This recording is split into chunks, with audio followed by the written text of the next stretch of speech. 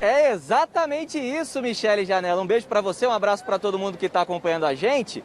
Depois que o Palmeiras foi campeão paulista lá no sábado, em cima do Corinthians no Allianz Parque, o Rivaldo, que jogou com o Luxemburgo aqui na década de 90 no Palmeiras, jogou no Barcelona, na seleção brasileira, enfim, fez um post lá no Instagram dizendo que o Luxemburgo tinha sido o melhor técnico que ele, Rivaldo, teve na vida, elogiando o Luxo, enfim, aquela rasgação de seda toda. Aí o Figo, ex-craque português, que atuou no Real Madrid em 2005, época em que o Luxo era técnico lá da equipe de Madrid, o Figo respondeu o Rivaldo. Disse o seguinte: poxa, fera, ele foi mal demais. Foi o pior treinador que eu já tive na minha vida. E aí pronto, né, Michele? Polêmica lá no Instagram. Hoje, entrevista coletiva virtual do Luxemburgo, como você disse, o pó fechou, rebateu o Figo. Vamos ver. E com respeito a esse negócio do Rivaldo e do Figo, eu fico com o Rivaldo, cara. Eu vou ficar preocupado com o que o Rivaldo falou. O Rivaldo reconhece que é um grande jogador, reconhecendo que eu fui o melhor treinador que eu tive para ele. E olhando lá, foram 1.000 e poucas, né, entradas para ver, né? E a do Figo foi 50, quer dizer. Então eu prefiro ficar com a do Rivaldo. E o Figo, para mim, é coisa normal do futebol, cara. Não tem mágoa nenhuma do Figo. Se ele acha dessa forma, é um direito que ele tem de pensar.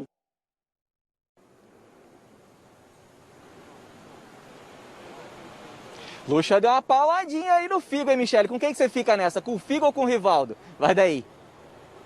O Rivaldo, de lambuja.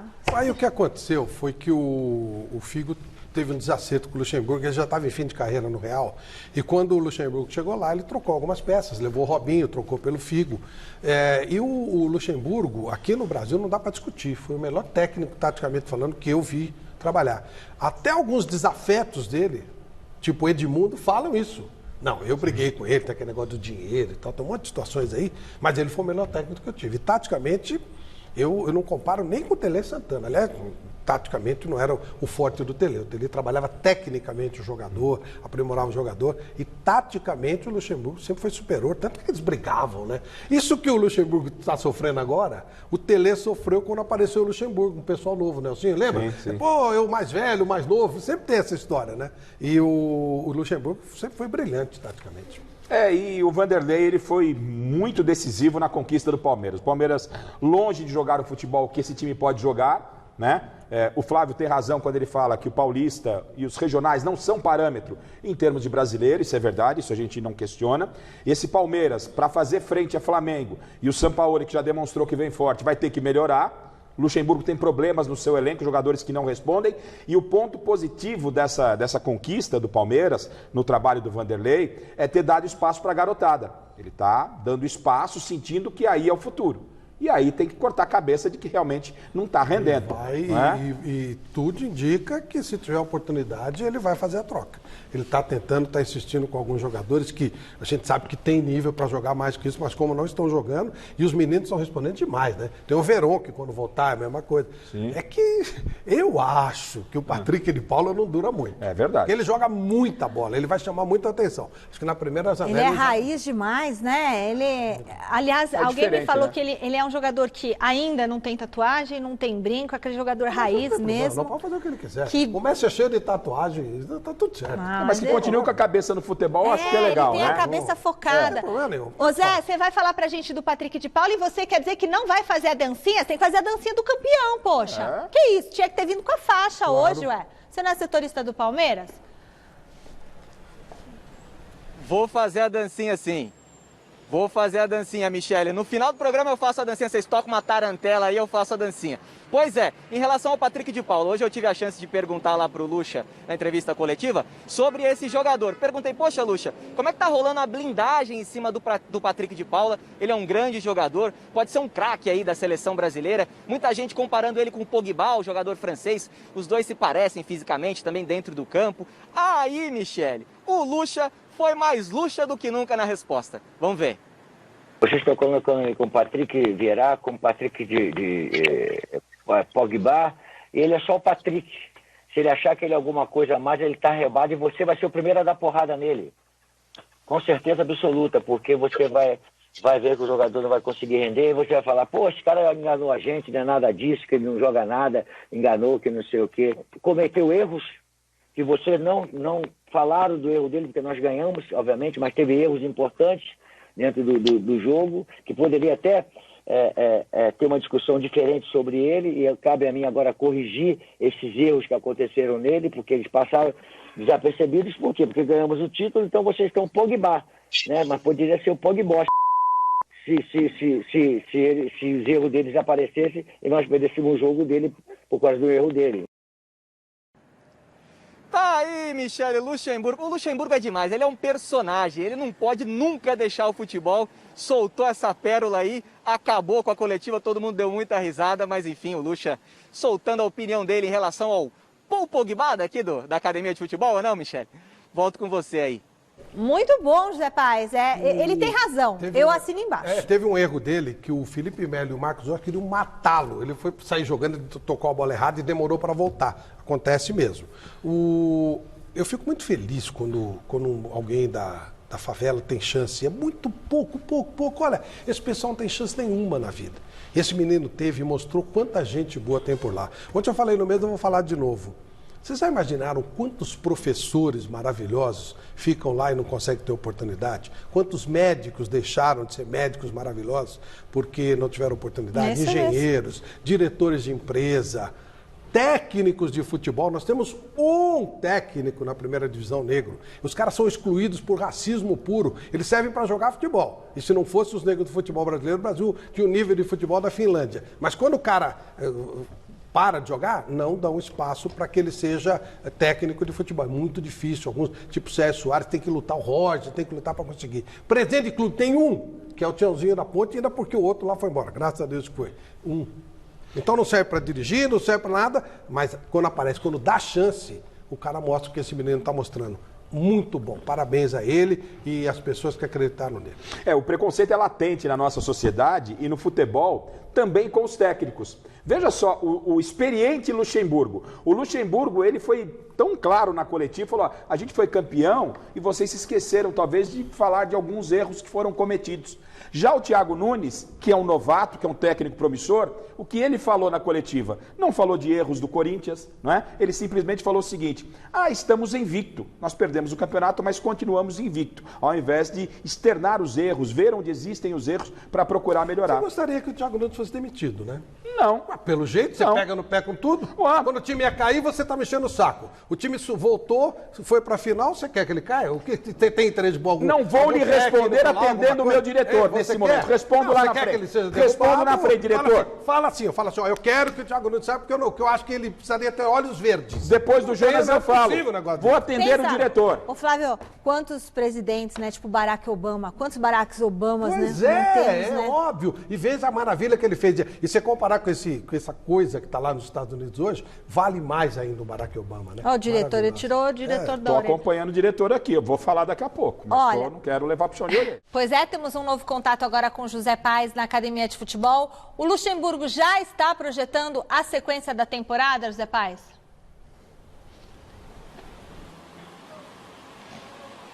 Já sim, já está projetando aí o Campeonato Brasileiro. Hoje ele falou muito sobre o Brasileirão. O Brasileirão começa para o Palmeiras nesta quarta-feira, às 9h30 da noite, lá no Rio de Janeiro, no mítico Maracanã, contra o Fluminense. Lembrando que o Palmeiras deveria ter estreado no Brasileirão agora domingo contra o Vasco aqui no Allianz Parque, mas claro, o Palmeiras envolvido aí na final do Paulistão, agora vai estrear nesta quarta pela segunda rodada do Brasileirão contra o Fluminense.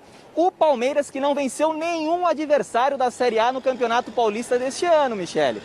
Foram 6 jogos, 4 empates e 2 derrotas. Mas agora o Luxa diz que quer virar a chavinha. Vamos dar uma olhada no Pau Fechou. Meu futebol sempre foi um futebol de uma maneira bastante agressiva, bastante ofensiva, desde que você possa fazê-lo. Aí, essa análise ela é um processo contrário, né? Se o Luxemburgo gosta de uma forma de jogar, se ele não está fazendo, vocês têm que ter a capacidade de analisar o porquê que ele não está fazendo. Ponto. E nós tivemos uma derrota pro Corinthians e pro Red Bull, né? Mas nós continuamos ali brigando, porque nós fizemos um ponto, e o único clube que poderia e alcançou mais pontos que a gente na competição foi o Red Bull, que chegou a primeira colocação no geral. O Santo André estava na primeira colocação no geral, mas nós jogamos contra e aí adquirimos, o Red Bull perdeu. Aí nós ficamos com o geral com o dia de enfrentar. Então nós jogamos a competição com o regulamento da forma como é. Agora é uma outra história. É um outro campeonato com 38 jogos, aí a coisa muda de figura, é um pouco diferente. Tá aí então, Michele, o Lucha falando sobre essa volta do Campeonato Brasileiro. E olha só, Mi, o Lucha, ele tem gostado muito do meio-campo ali com o Ramires, Menino, Patrick de Paula, ele tem defendido muito essa formação. E disse também nessa entrevista coletiva outros 2 pontos que a gente precisa elucidar aqui no Gazeta Esportiva.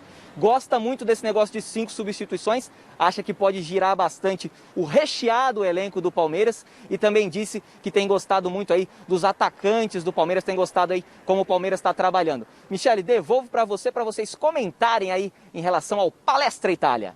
Tá, comente. Ele está consciente que precisa melhorar, porque o patamar, o sarrafo no Campeonato Brasileiro é outro nível, é maior, né, Flávio? Claro, claro. Ele tem um bom elenco e com a molecada ainda deve eu acho que é o paulista que chega melhor, é o Palmeiras. Olha, só para dizer que, na verdade, o Lucha não foi o melhor técnico sozinho.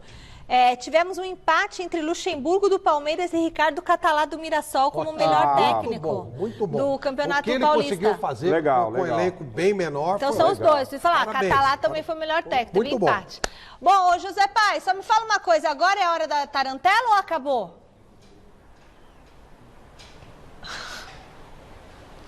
Não, daqui a pouco a tarantela, Michele. Vamos falar um pouquinho mais do Lucha. Lucha elegeu alguns times aí como favoritos ao Campeonato Brasileiro. Flamengo, Atlético Mineiro, disse que outras 3, 4 equipes aí também estão no bolo, junto com o Palmeiras, claro. E aí na coletiva perguntaram o seguinte: ô Lucha, você vai fazer um rodízio aí de jogadores agora nesse início de Campeonato Brasileiro? Tem Brasileiro, tem Libertadores, tem um monte de coisa para jogar. Você vai tirar todo mundo numa competição? Botar 11 jogadores diferentes em outra? E o Luxemburgo disse que pode sim fazer isso. Lembrando que lá em 2018, quando o Filipão fez isso aqui no Palmeiras, o Lucha disse que não era muito adepto desse esquema de trabalho, mas mudou de ideia. Vamos ver o Lucha.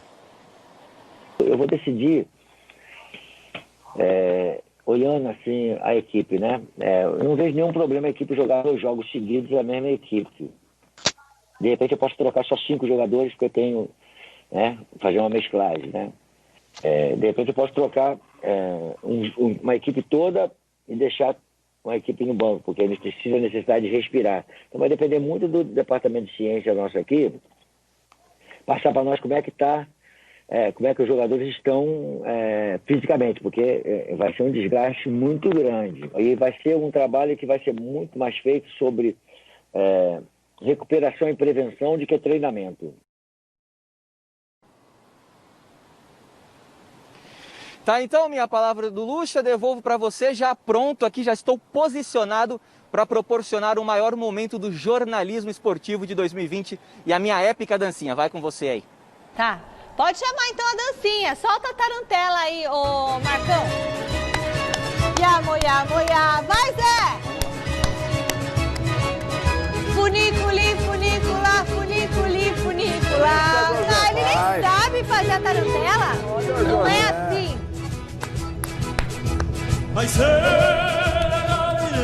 É isso, Michele, é assim? Ai, que linda essa música. Põe todo dia, gente, pra ele dançar. Muito bom, Zé. Eu não sou da Moca. Muito bom, Zé. Valeu a intenção. Eu não sou da Moca, eu sou de Osasco, Michele. O seu negócio é o pagode mesmo. A folga tá garantida, Zé. A Michele falou que vai te dar folga. Se ele tivesse aquele pandeirinho horrível, muito tem que ter um pandeirinho, ó. Muito ruim. Hora de... Valeu, Zé. Brigadão, querido. A família dele adorou, mamãe do Zé. Beijo.